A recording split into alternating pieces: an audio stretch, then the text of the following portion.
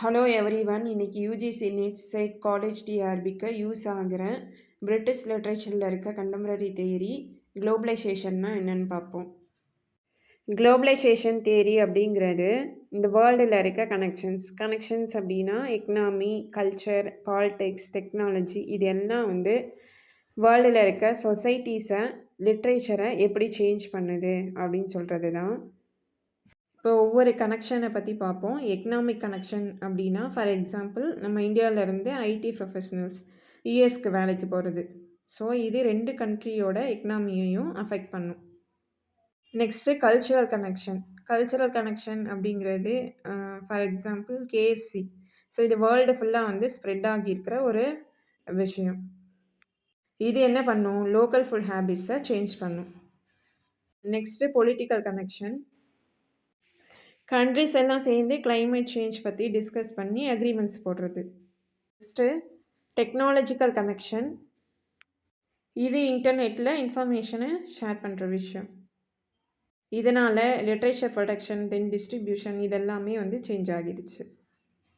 அடுத்து globalisation theory எதை examine பண்ணுதுன்னு பார்ப்போம். இந்த வேர்ல்டில் இருக்கிற ஃப்ளோஸை எக்ஸாமின் பண்ணுது. ஸோ அதில் people, goods, ideas, capital, media.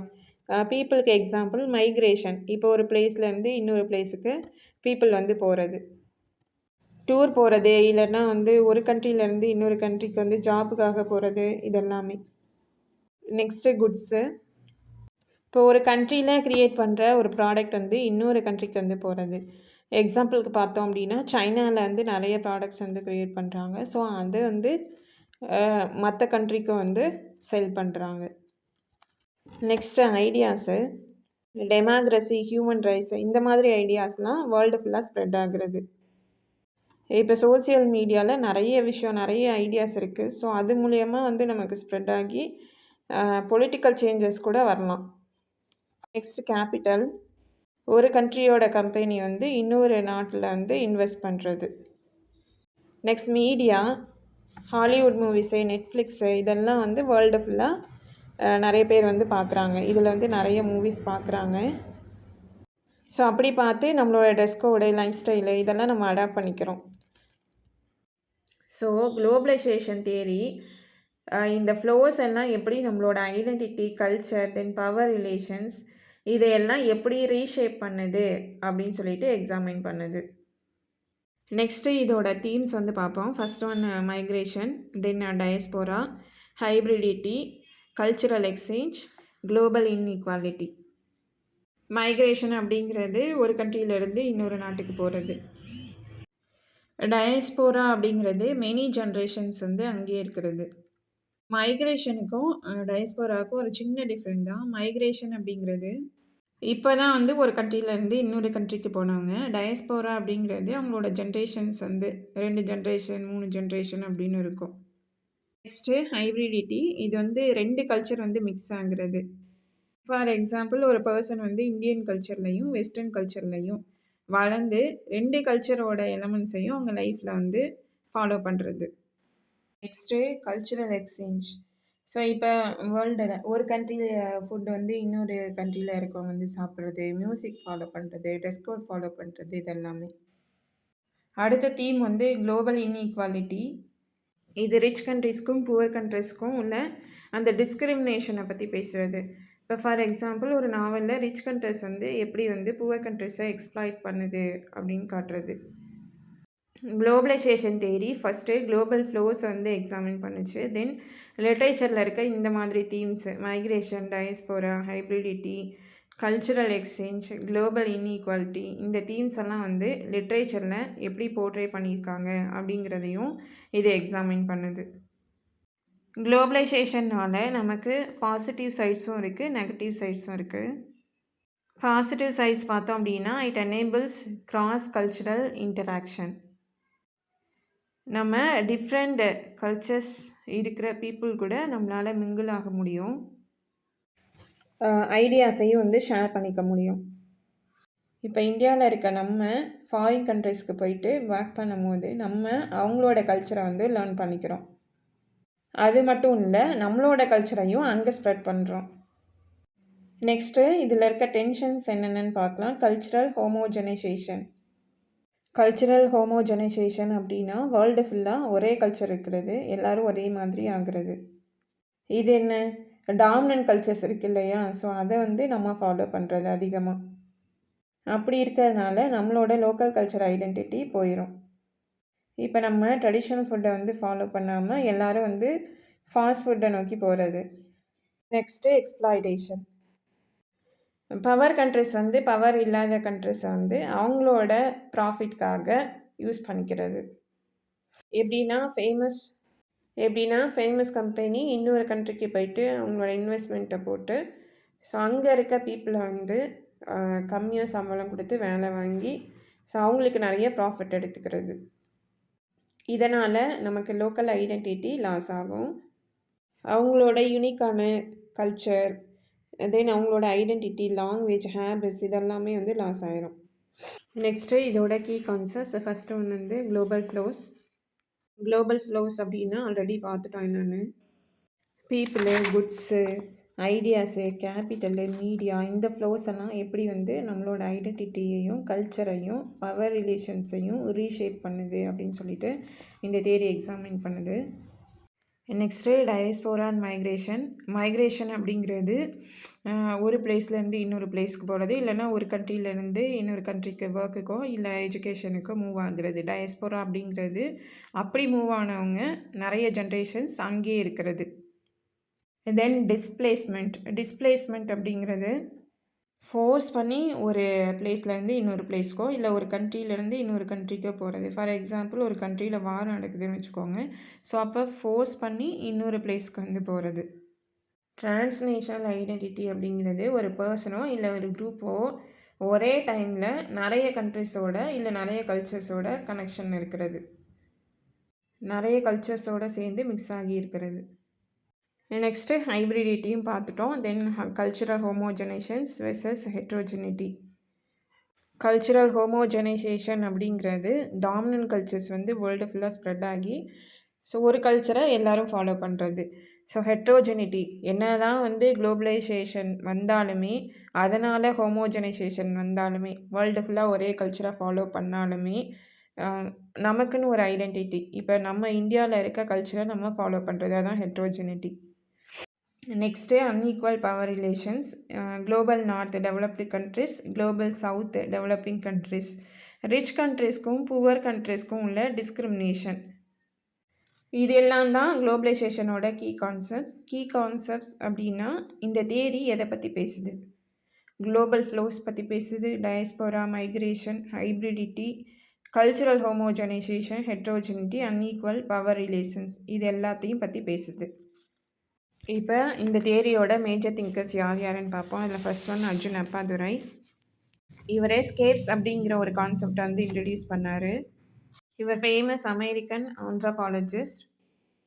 5 scapes பற்றி சொல்லியிருக்கிறாரு. First one ethnoscapes, then mediascapes, then technoscapes, fourth one financescapes, last one ஐடியோஸ்கேப்ஸ்.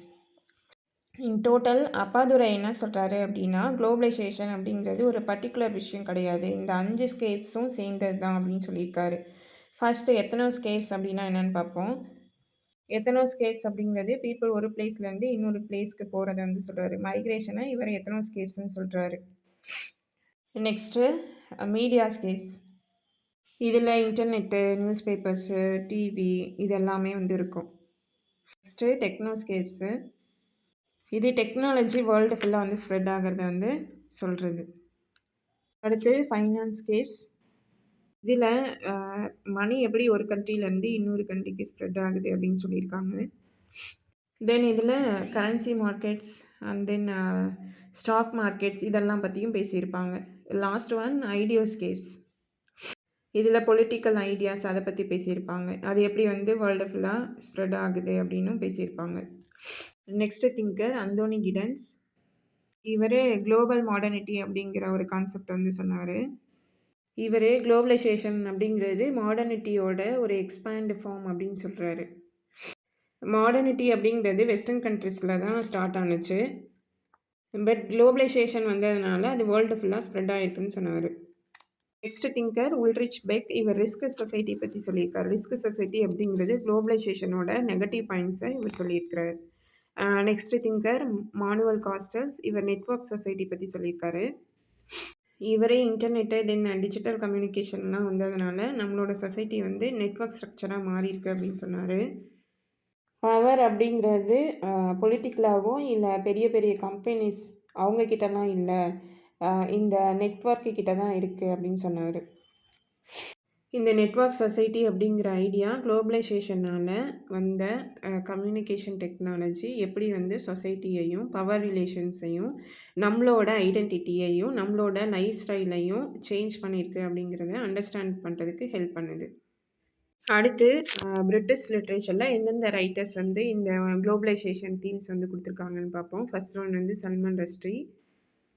இவரே globalisation themes, migration, global identity, so அதுக்கு ரிலேட்டடாக இருக்கிற போஸ்ட் கலோனியலிசம் இந்த தீம்ஸ் எல்லாம் அவரோட ஒர்க்ஸில் வந்து கொடுத்துருக்குறாரு. ஸோ அதுக்கு எக்ஸாம்பிள் தான் மிட்நைட் சில்ட்ரன். இந்த நாவலில் சலீம் சினாய் அப்படிங்கிறவர் ஸ்டோரி சொல்வார். இவர் பிரிட்டிஷ் ரூல் அதுலேருந்து இந்தியா வந்து இண்டிபெண்டன்ஸ் வாங்கினதுக்கப்புறம் அதே டைமில் வாங்கினதுக்கப்புறம் இல்லை, அதே டைமில் வந்து இவர் பண்ணிருக்கிறாரு.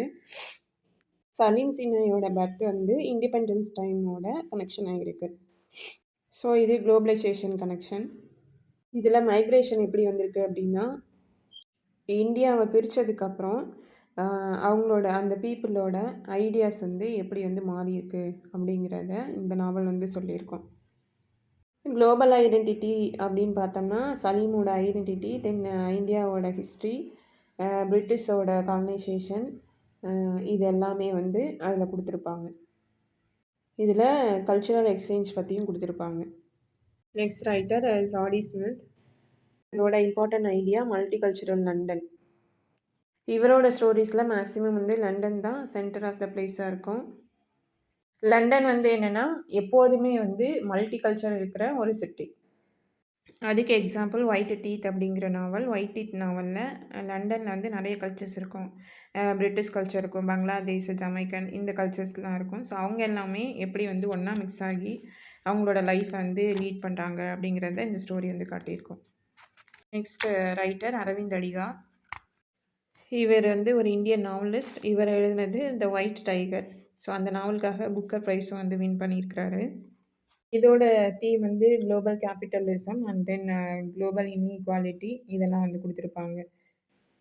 குளோபல் கேபிட்டலிசம் அப்படிங்கிறது இந்தியா வேர்ல்டு ஃபுல்லாக இருக்கிற எக்கனாமியோட கனெக்ஷன் ஆகும்போது எப்படி வந்து அதோட எக்கனாமி வந்து நம்மளோட எக்கனாமி வந்து சேஞ்ச் ஆகுது அப்படின்னு சொல்லிட்டு இந்த நாவல் வந்து நல்லா போர்ட்ரே பண்ணியிருப்பாங்க. குளோபல் இன்இக்வாலிட்டி இந்த நாவலில் என்ன பண்ணியிருப்பாங்க அப்படின்னா இந்தியாவுக்குள்ளேயே இருக்கிற அந்த ரிச்சுக்கும் புவர் பீப்புளுக்கும் உள்ள டிஃப்ரென்ஸ் வந்து சொல்லியிருப்பாங்க. Next writer Kazuo Ishiguro. இவரோட ஒர்க்கில் இருக்க themes transnational and then memory, identity. டிரான்ஸ்லேஷன்னா ஆல்ரெடி பார்த்துட்டோம். ஒரு பர்சன் வந்து நிறைய கல்ச்சர்ஸோட மிக்ஸ் ஆகி வாழ்கிறது. அவரோட ஸ்டைலே நிறைய கல்ச்சர்ஸ் மிக்சிங் தான் இருக்கும். இந்த தீம்ஸ் எல்லாம் இருக்கிற இசிகரோஸோட 2 இம்பார்ட்டன்ட் வாக்கு the remains of the day an artist of the floating world. Next writer Jhumpa லகிரி. இவர் இந்தியன் அமெரிக்கன் ரைட்டர். இவர் புலிட்சர் ப்ரைஸ் வின்னர். இவரோட ஒர்க்கில் டயஸ்போரா, கல்ச்சுரல் நெகோசியேஷன் இதெல்லாம் வந்து தீம்ஸாக இருக்கும். இப்போ டயஸ்போரானா நமக்கு தெரியும். கல்ச்சுரல் நெகோசியேஷன் அப்படின்னா இப்போ 2 culture, Indian culture then American culture, இதுக்கு 2த்துக்கும் உள்ள ஈக்குவல் கல்ச்சர்ஸ் வந்து ஃபாலோ பண்ணுறது. இந்த தீம்ஸுக்கு example sense of belonging, the namesake. கடைசியாக குளோபலைசேஷன் தியரியோட பர்பஸ் என்ன? வேர்ல்டு ஃபுல்லாக வந்து பீப்புளு தென் கல்ச்சர்ஸ் இதெல்லாம் வந்து எப்படி கனெக்ட் ஆகுது, பீப்புள் எப்படி மைக்ரேட் ஆகுறாங்க, ஸோ பவர் ரிலேஷன்ஸ் எப்படி இருக்குது, பவர் கண்ட்ரிஸ் எப்படி இருக்காங்க, பவர் இல்லாத கண்ட்ரிஸ் எப்படி இருக்காங்க, இதெல்லாம் வந்து எக்ஸாமின் பண்ணுறதுக்கு இந்த தியரி வந்து ஹெல்ப் பண்ணுது. குளோபலைசேஷன் தியரி பற்றின இந்த எக்ஸ்ப்ளனேஷன் உங்களுக்கு நல்லா புரிஞ்சிருக்கும்னு நினைக்கிறேன். இதில் ஏதாவது உங்களுக்கு டவுட் இருந்தால் கமெண்ட் பண்ணுங்கள். தேங்க்ஸ் ஃபார் வாட்சிங்.